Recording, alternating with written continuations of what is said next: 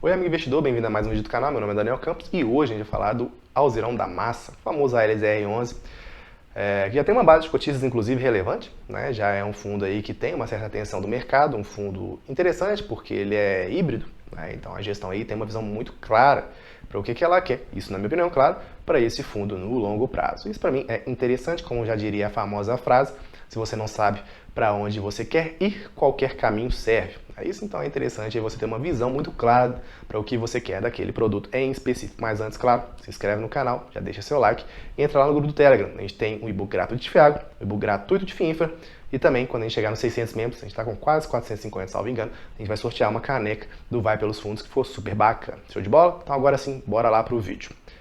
A gente vê que em termos de rentabilidade é interessante, né? Porque ele ficou pareado com o IFIX nos últimos 2 anos e agora ele começou, inclusive, a se afastar positivamente do IFIX, né? Ou seja, deu uma pernada aí para cima. E como que é interessante a gente olhar em perspectivas de médio e longo prazo para fundos de renda, né? A gente vê aí que no longo prazo ele tem, 5 anos é médio prazo, né? Mas para médio e para longo prazo ele tem performado acima do IFIX, o que é interessante porque, como eu sempre falo aqui no canal, o IFIX é um bom índice para mim, tudo bem?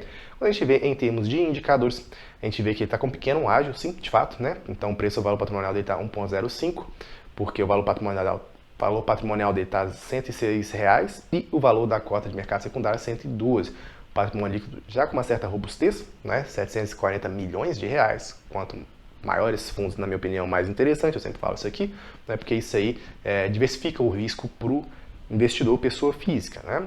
Dividend yield de 0,73 com o último rendimento de 0,81 para a alegria dos cotistas. Né? Liquidez diária aí de 10.871 negociações. Lembrando que, deixa eu abrir aqui, né, tem aí alguns fatos na convocação para o dia 27 de março deste mês, que vem, né?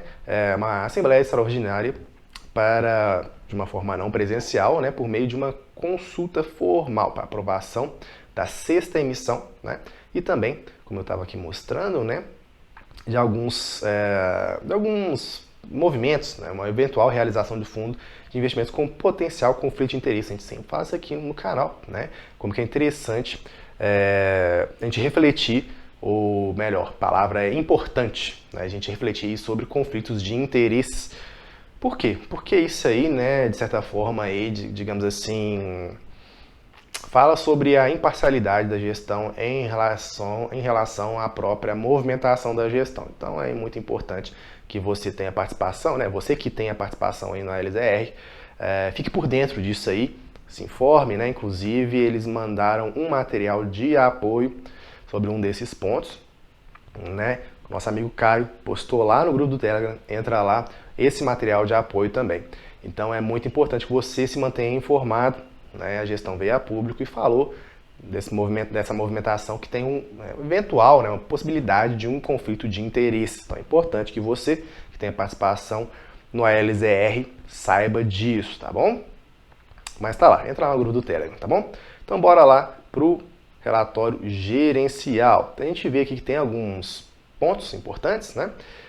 Um valor de mercado e um patrimônio líquido já com uma certa robustez.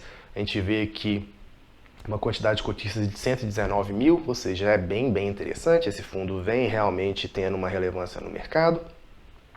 Comparativamente com o mercado como um todo, né? A gente tem 2 milhões de pessoas físicas, inclusive muito legal esse número, né? Só o começo, espero que cresça cada vez mais. Então já tem uma certa relevância aí no mercado, né? Que ele fala que os aluguéis dos imóveis Air Liquid, Decathlon, Morumbi e Globo, que foram juntos representam mais de cerca de 17% dos recebíveis totais da LZR, foram corrigidos em mais 5,79% devido ao repasse inflacionário, é o que eu sempre falo com vocês aqui nos vídeos, né? Deflação é muito rara no Brasil, tá bom? É um evento aí raríssimo, muito antes pelo contrário, a gente vive em um país de inflações bem altas, inclusive o IPCA, como eu sempre falo aqui também, quando a gente olha em fundos de papel, né? Realmente o CDI está interessante para alocações táticas, eu concordo, claro, mas o IPCA no longo prazo, o IPCA mais é bem interessante, tá bom? Aí que ele fala, né? Até maio deste ano, os aluguéis de imóveis Atento, Aptiv e Sky também serão corrigidos pelo IPCA e juntos representam 19%. Quanto mais esse fundo crescer, mais interessante é, porque mais esse risco ele vai sendo mitigado ou diminuído, né? Uma movimentação que deu o que falar também, a aquisição das cotas do fundo T011, né, e a justificação da gestão, à época, inclusive ele escreve aqui uma das justificativas, né, é que eles optaram por não colocar aí em termos de aquisição direta, e sim uma aquisição indireta pelos custos de transação. Está aqui escrito de 7 a 10% do valor do imóvel, né, com os custos gerais de transação. Pode-se chegar, né, a um imóvel a 7 a 10% dos custos gerais de transação. Então, aí, para a gestão, adquirir por meio de outro fundo faria sentido. Também teve-se críticas em relação ao Alphaville, mas a gestão acha que tem sim um potencial na própria região. Teve-se aí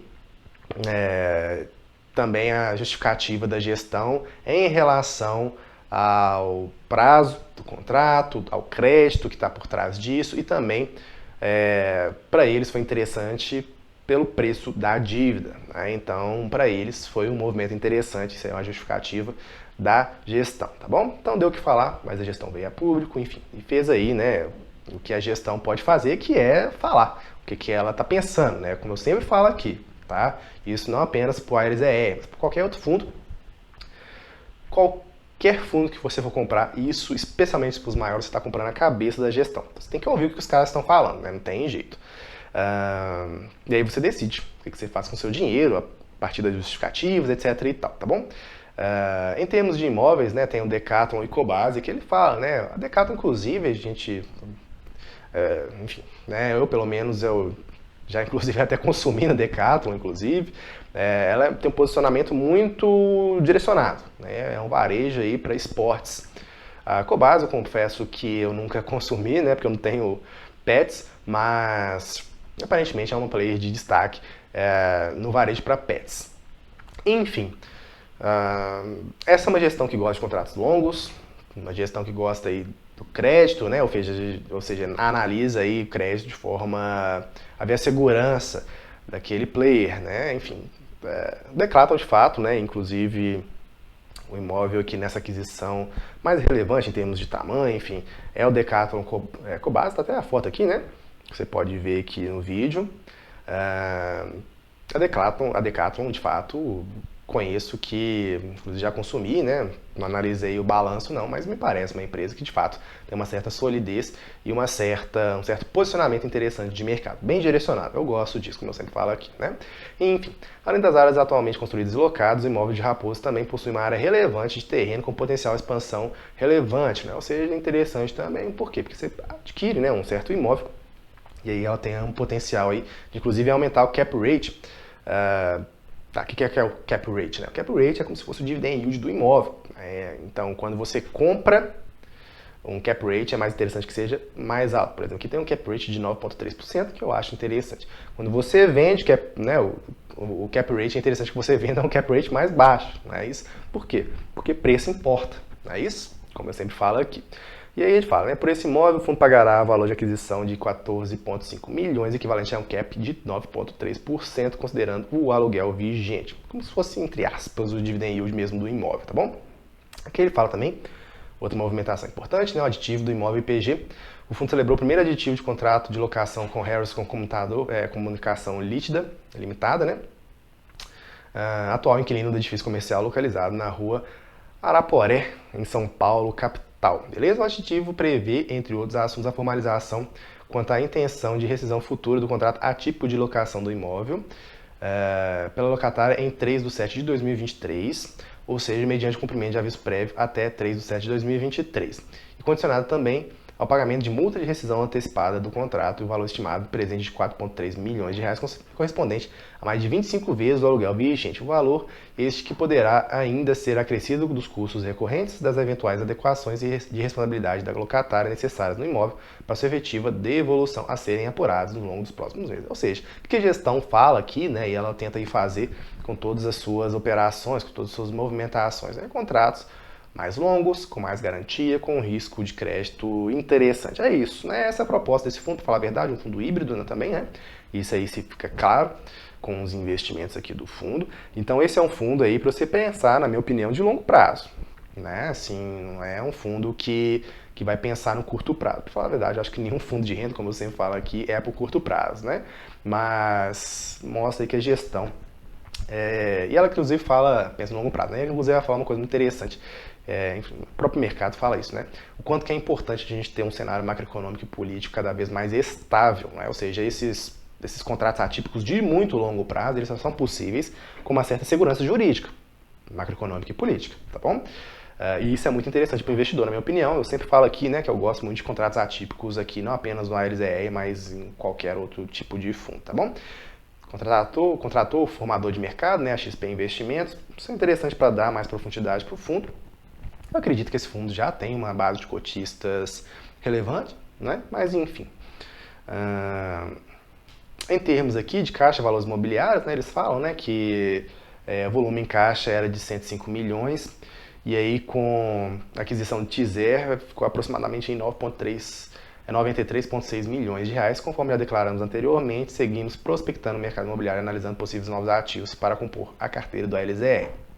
Enfim, o atual cenário ele é de estresse, mas isso que é interessante, né?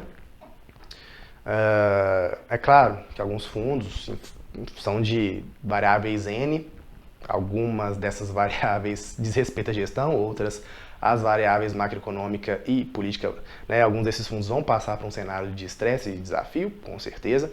Entretanto, fundos bem preparados, né?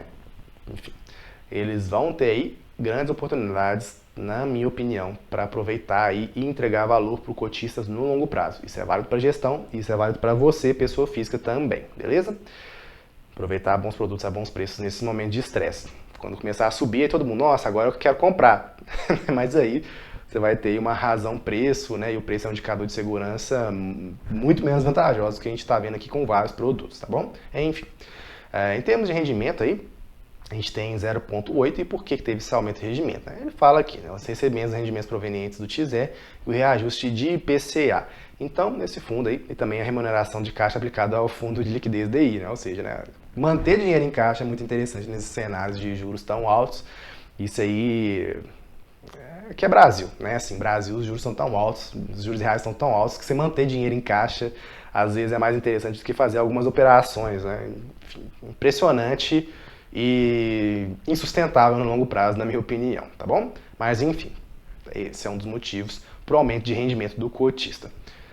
Inclusive, ele falou aqui que acabou de chegar a 119.346 cotistas em 31/1. Uma base bem interessante, né? Bem legal.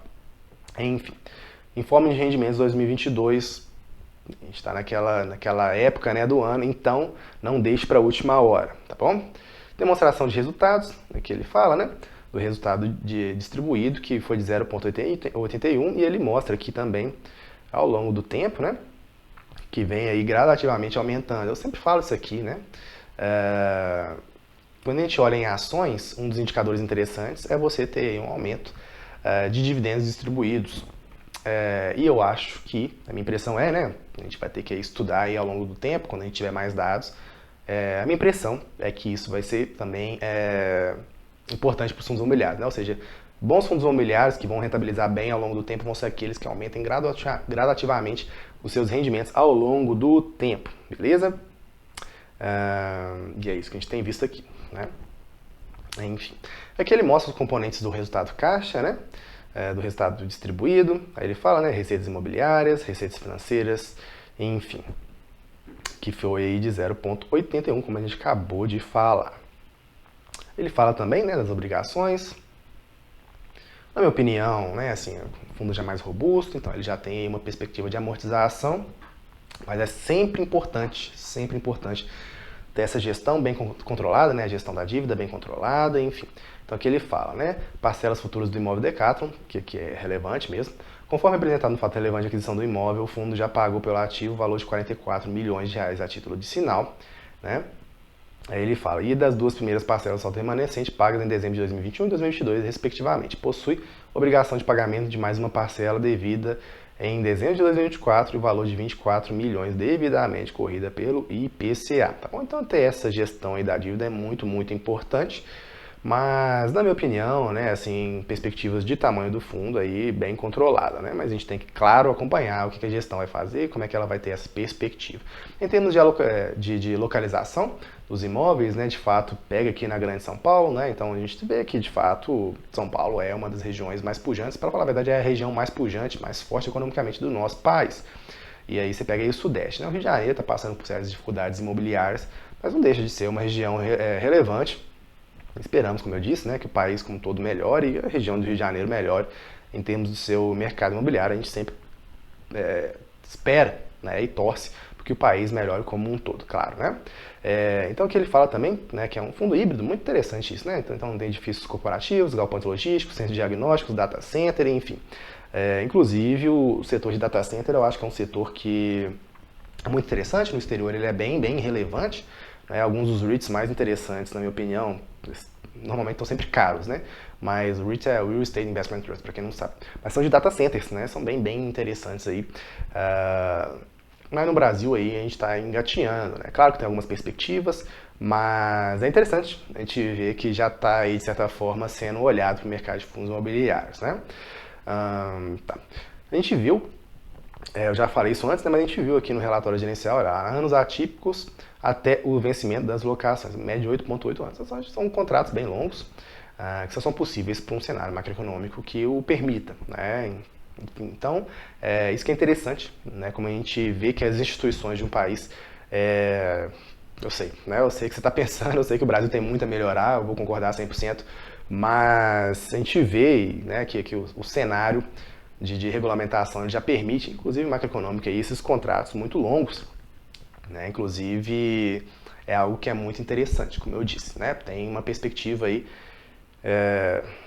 de maior previsibilidade para o cotista, né? Cotista de fundo imobiliário, fundos de rendas, é um cotista rentista que se importa com a renda. Muitos, inclusive, utilizam dessa renda para pagar aí as suas contas, né? Nada contra, desde que se tenha perspectiva de reinvestimentos para manter o seu poder de compra. Uma média diária de negociação muito tranquila, né? Tem que preocupar com isso para pequeno investidor. O número de cotistas aí que vem aumentando, né? A gente vê de forma muito interessante. Então o mercado realmente tem olhado com bons olhos o trabalho da gestão. E que ele fala dos portfólios, né, do portfólio dele dos imóveis. Inclusive eu quero só mostrar aqui o Dupont. Tá aqui embaixo, aqui, né? Então aqui ele mostra, se você quiser dar uma olhada um pouco melhor, né? Enfim, é interessante que você olhe caso você tenha interesse nesse fundo. Mas no mais, quanto mais o fundo crescer, mais a cabeça do gestor vai importar e não tão movimentações específicas. Mas é sempre importante a gente acompanhar o trabalho da gestão, beleza? Espero que tenha gostado. Se gostou, já deixa aquele seu like bonito aqui no vídeo e entra lá no grupo do Telegram pra gente conversar um pouco mais. Abração, tchau, tchau.